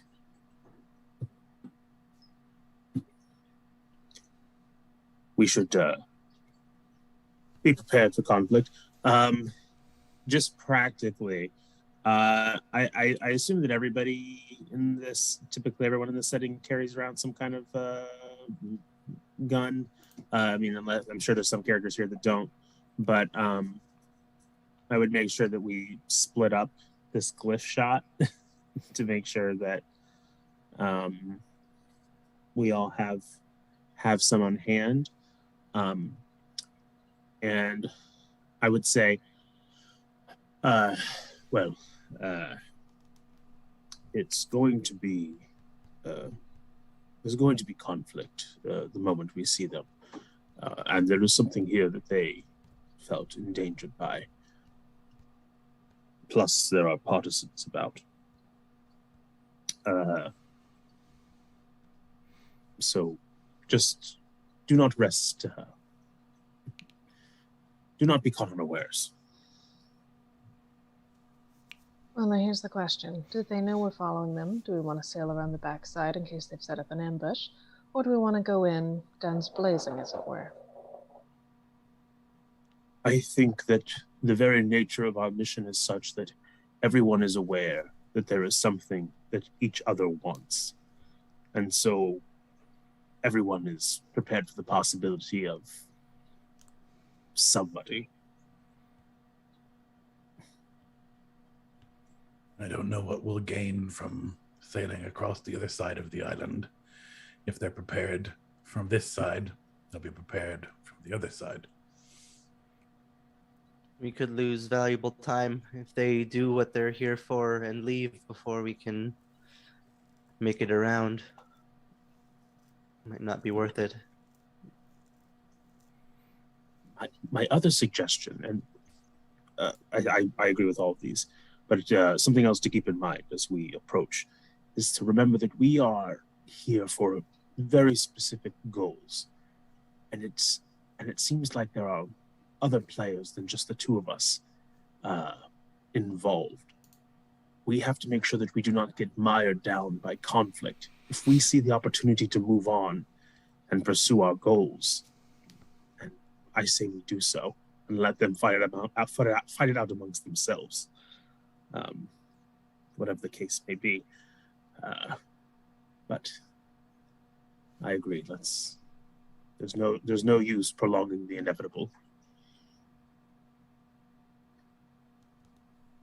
Rufus will put his shield in his back and pull out his blast pike, and he'll hold it sort of at the ready, so that if anyone appears unexpectedly, he's going to shoot them. Oramel pulls out a pistol, but you see that on the pistol there is some sort of strange, shiny metal, sort of maybe brass or something like attachment, and the maybe copper, and kind of where the loading would happen. And I can't, my technical imagination is not enough to describe how it would work, but essentially it looks like this gun that Oramel's carrying around is basically would allows him to circumvent much of the need of taking time to reload his pistol, and he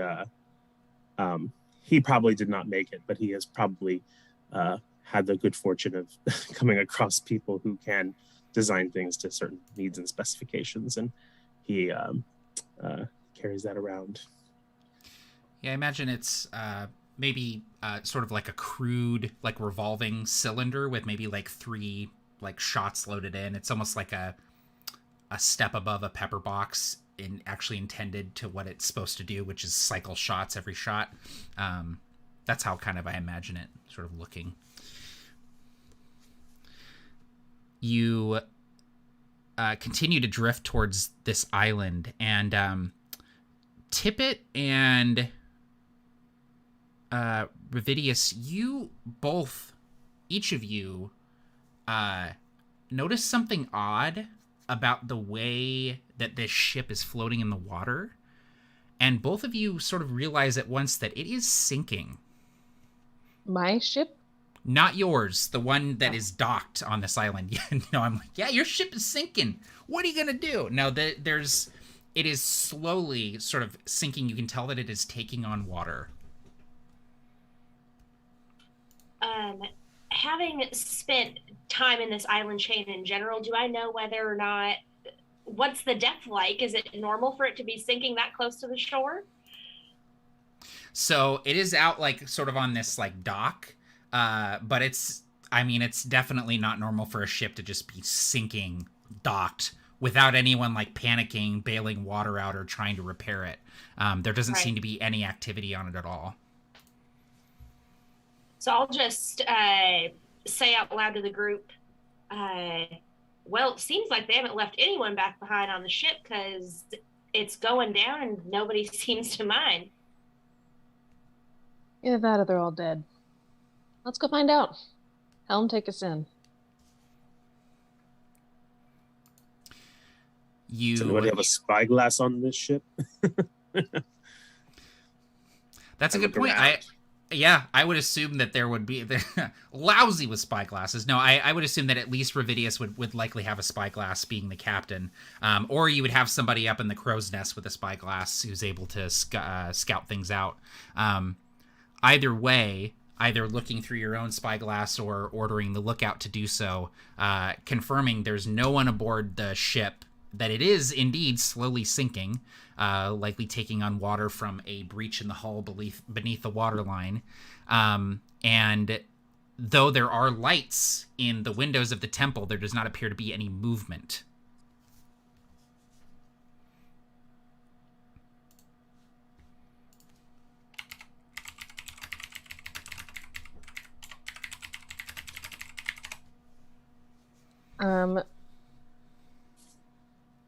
As we get close to this ship, and it does still seem to appear empty,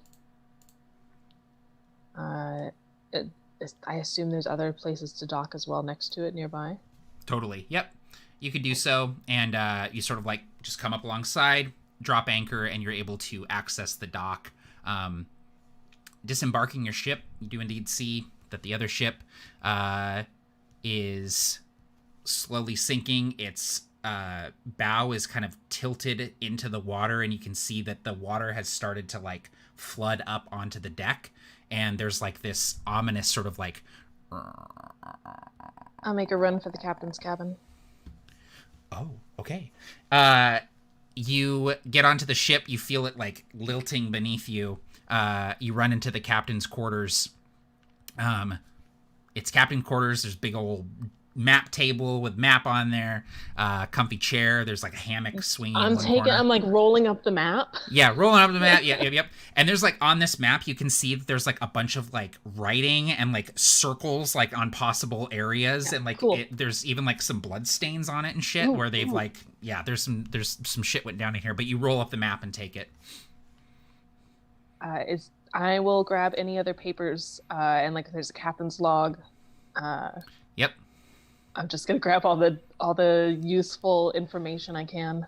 Dope. You grab all of it, and I will give it to you after the session because I don't have any of that prepped. So I will hook you up with some cool info. No, right now. I want it now.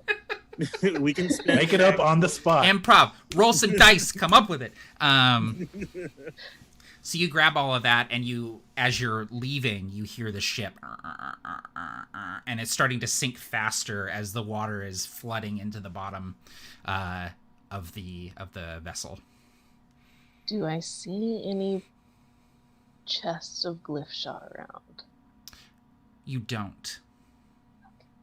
There are like stockpiles of like powder and like cannonballs and shit, but it's like, I mean, they're hundreds of pounds. You couldn't lift them and get them off.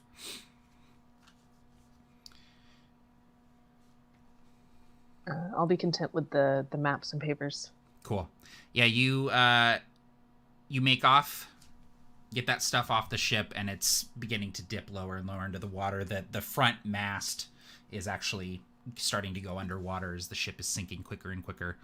As you all are standing there and the ship is sinking, you all hear a thunderous shot from the temple go off, and then another one. And then you hear, like, shouting.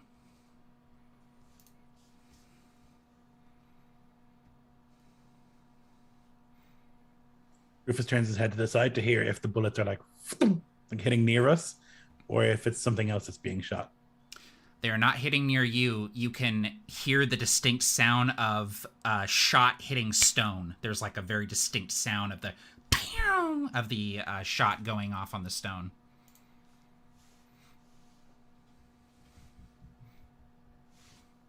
Stay behind me. And he'll start moving that way. He'll put he'll pull the shield off his back, and he'll modify the way he's holding the blast pike. And now it acts as a sort of spear. And he'll start moving in that direction. Everyone else following Rufus?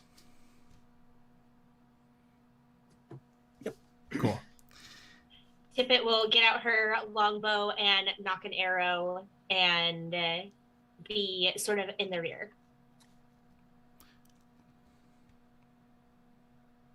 Yeah, I'm okay being a little bit closer, sort of towards Rufus. I'm also just keeping an eye out and trying to be the last thing that Oramel is ever going to let happen, or at least want to happen, is being caught unawares or having something,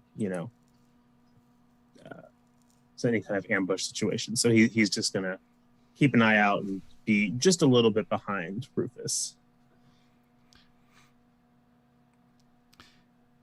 Michele, as you are moving with the group toward this temple, there's like a spire sort of connected to the temple, sort of turret that's rising up, and there's a light sort of flickering from the window up on the top of this spire, and it catches your eye, and you're looking up, and you see the silhouette of someone standing in the window, and they turn their head, and it's you. You see you standing in the window, and then you turn your head and move and disappear out of the window, and you're left wondering if you even saw someone there or not.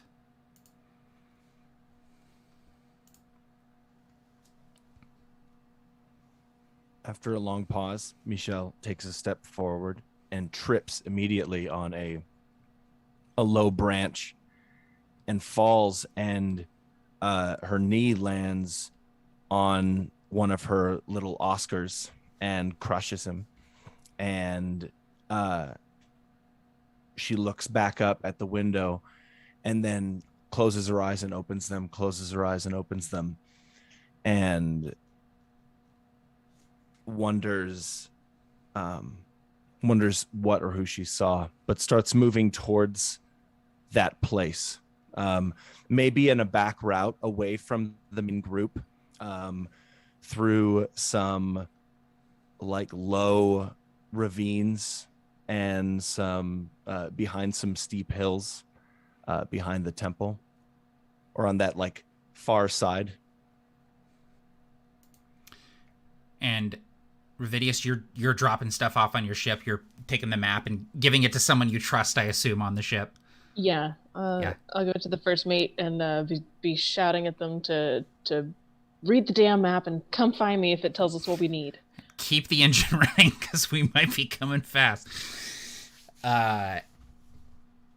Rufus, as you approach the temple, you see a figure slumped against the wall, seemingly posted there to keep watch, and they are dead and actively melting. You hear this sizzle, and you can see that there is some sort of substance on their skin that is just bubbling away. Looks like the same thing that happened to the guy that you found in the captain's house. He's probably piecing together now that this is what glyph shot does to people, and he's quite concerned about that because he's about to run into people who have that in their guns, or something like it at least. But nonetheless, he'll keep like stubbornly stepping forward. He's not even sneaking necessarily. He couldn't if he wanted to. He's a square, and he's wearing chainmail and has a big ass shield, and it's just clunk, clunk, clunk. So he's just stepping forward. He'll like look at the person. Can he see? Is he too melted to see if there's like a bullet wound? There doesn't appear to be a bullet wound. It looks like he was hit with some sort of alchemical grenade or something. Okay. I don't know who's behind. It's probably Oramel. I guess he'll turn over his shoulder and see Oramel is like right beside him actually. And he'll say, "Ordis?" Yes, that would seem about right. And I would just keep passing on that information behind me. If this happens to one of us, do we know how to hold it? That's a good question. Is there a sort of check that one could do, Matt, to get that kind of information? That is a good question. I would say even without a check, you likely know that like healing magic would probably be the only thing, or like a healing potion would probably be the only thing that could stop that from happening if it started happening to you. Okay. I want to throw out there that healing potions are something that Michele makes, and something that I want to be something that is distributed to the group. So we didn't narrate it happening previously, but I would imagine that everyone has a healing potion or something. Yeah, similar. And you've had more than a day on the ship too of just like hanging out. So you likely took time to prepare that sort of thing. And we can safely assume that everyone has a healing potion that was made by Michele. She gave 2 to Oramel for some reason. Well, for whatever the reason is, Oramel appreciates it.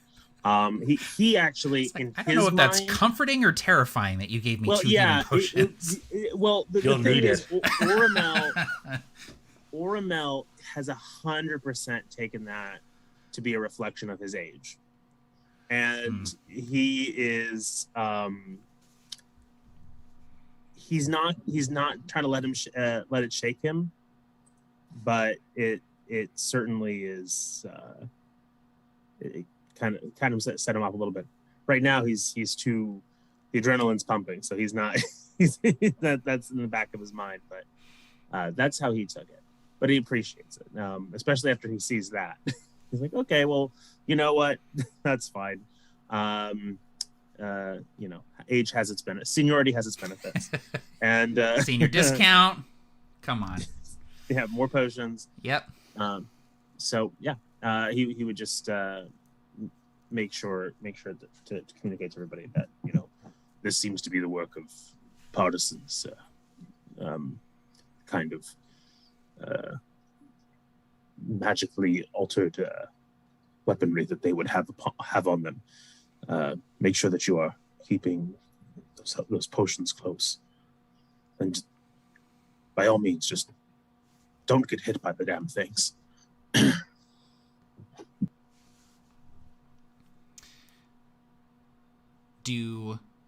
does the group proceed into the temple?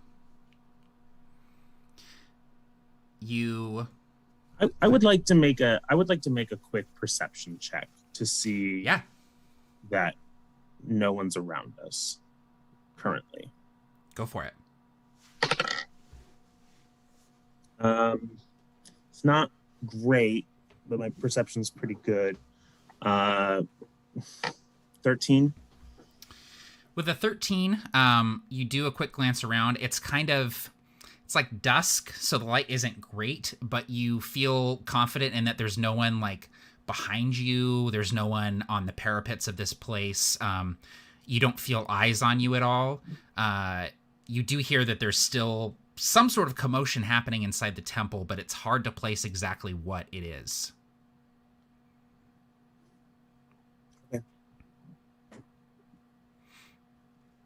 Okay. Is Michele around me? No, she took off, right? Yeah, Michele kind of took off. Yeah, you sort of see her sort of like disappearing around a corner, like taking this weird like trail through these like hills off to the right side of this temple. I'll holler off to her as before she is out of earshot. Michele, now's a good time to take the cap off if you need to. You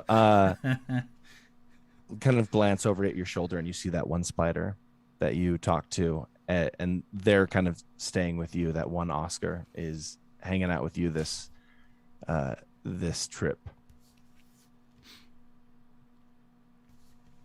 I'll make sure little Oscar makes it safely up onto my back.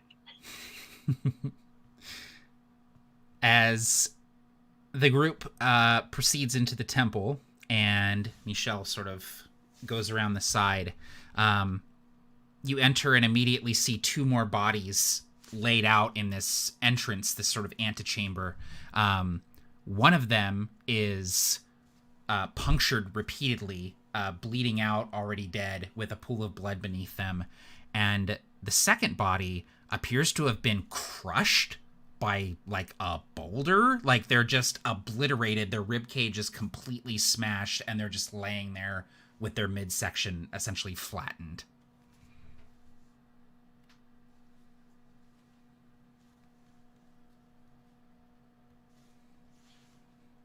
Shunk, shunk, shunk. Rufus is just walking past it. He like, we gotta go see what it is. He's like, that sucks. That's rough for him. Yeah, but he's gotta go.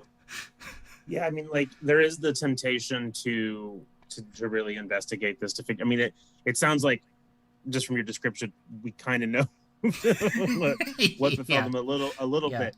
But yeah, the temptation to kind of figure out what's going on is also kind of tempered by the fact that, well, whatever killed them happened and is most likely like gone. So I mean, we'll just have to.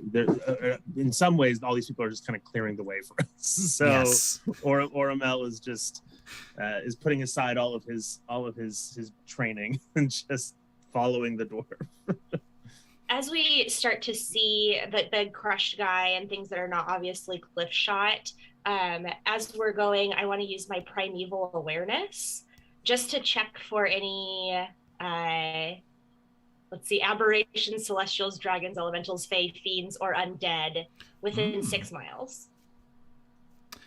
You don't detect anything of that sort, which is maybe comforting and also terrifying at the same time. Much like getting 2 potions from Michele. But at least we don't have to worry about those things, though. So. Yes, absolutely. On the other side of this antechamber, there's like hallways that split off, but there's this courtyard, and as you sort of enter the courtyard, you see the scene of this battle. There are 3 more Thurlan soldiers that are lying dead or dying, and you see 3 figures. The first is a small, lithe sort of figure wearing dark armor with a cloak thrown back over their shoulder. You can see the glint of dozens of blades across this bandolier, and on their face is a mask which evokes like a sparrow. It's like this very small sort of avian-looking mask with this short beak and these glowing goggle eyes. And as you enter the courtyard, this figure just snaps their head over to you, almost bird-like in their movements. And these goggles sort of like light on you, Rufus, as you enter with your shield. And this figure says, "Vile, others." And another figure, tall, wearing a raven mask, looks and sees you, Rufus. And this figure, this Vile, looks to this other figure, as well as a third, who is just the biggest person you've ever seen in your entire life, with a massive hammer that appears to be outfitted with some sort of like spring and piston on the back of it. And they are also wearing a mask that evokes an owl. There's this tiny little beak with these big, wide, glowing eyes. All three of these figures are looking at you. And the third figure, Vile, says, "Gavel, Shrike, deal with them. Then follow." And you see that this figure, Vile, is carrying over his shoulder Reed. Oramel cocks his gun and says, "I've always wanted a stuffed bird for my wall." Giant killings in my blood. The small one lifts up their left arm, and you see this strange like gauntlet contraption.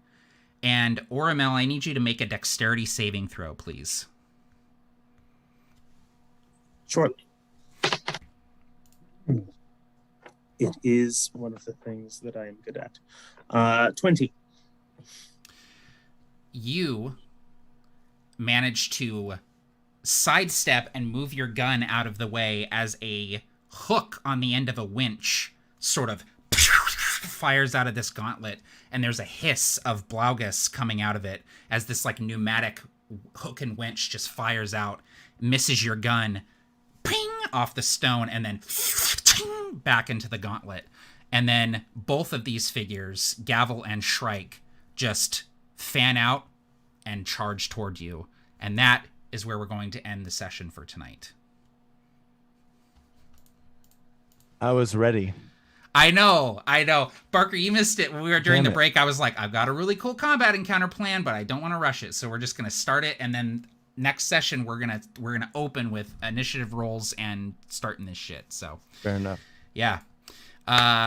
So yeah, that's tonight's session. Thanks everyone for watching, for hanging out. Gotta thank the bots for being like 3 of the viewers in the chat.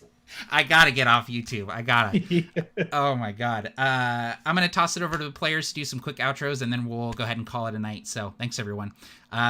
First up, Barker, go ahead. Hi, my outro is that I'm Barker, and I can't wait for the next session. Let's make it happen soon. Really soon. Yes, absolutely. Jeff, go ahead. Yeah, super fun game as always. We've got quite the ragtag group of people in this party, and it's amazing. So yeah, can't wait to start brawling with these super rad enemies. T, go ahead.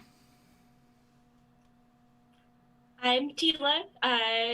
Yeah, excited for the next session. This was great. Thanks, everybody. Thanks, Matt. You're welcome. Lloyd. So good. It's like a really weird little crew, and it's a real nice little crew. And it's great. I'm really excited to beat up an owl. It's gonna be dope. Can't wait. Taylor, go ahead. Yeah, thanks for watching if you did. I'm excited for the next session, and I absolutely adore that weird little, slightly illegal shopkeeper. He was great. One of the just most fun I've ever had playing a just random improv NPC. I have no idea where that guy came from. Just wait till after this, like, he's corrupted big, by giant half orc with like little tiny glasses on the end of his nose. I love him. Just crammed into a tiny shop.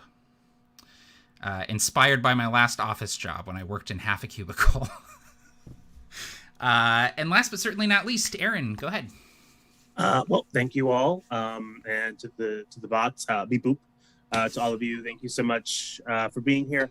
I'm just preparing everyone in the audience for next session. Is that I am anticipating so much bullshit. Like there are 6 of us.